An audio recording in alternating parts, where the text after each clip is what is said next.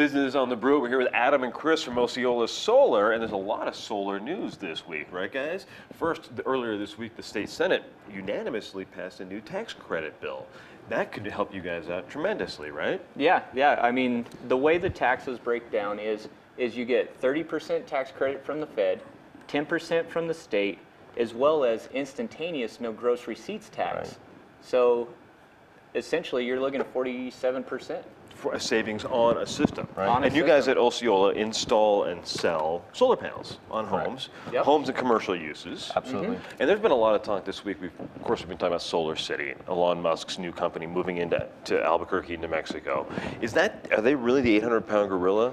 Well, I mean, anything that's going to bring more energy and light, no pun intended, to the solar industry is great for us because it really gets the word out there. But their structure is very different than what we generally do. You guys are a traditional company that sells and installs the systems on roofs and on carports. You recently did. You've done some other commercial projects like Correct. that too. Yeah, but there are some interesting fights too now.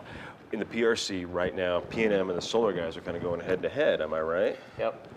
They want to impose penalties or charges to customers who have rooftop solar. Because they want to charge anybody who has solar panels on their roof a Correct. connection fee to the grid That's to right. use the grid, right? That's right. And I can see their point. I mean, like they own the grid, they have to maintain the grid. Sure. But at the same time, on the solar world, it could hurt you guys in the long run, right? Well, yes, it could potentially.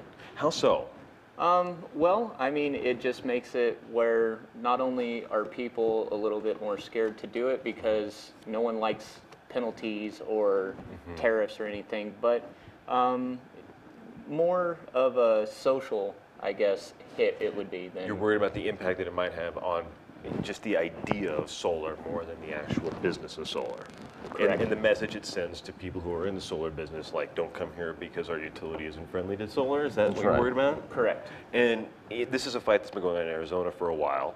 As well as Oklahoma. And what's happened there? Is there any movement there? In Arizona, it's very similar to what we're going on, here, and unfortunately, it looks like they may actually go through with it over there. Yeah. We're really hoping to fight back here, though. Well, we'll watch and see what happens. There's a lot more hearings coming up in the PRC, and it's business on the Brew.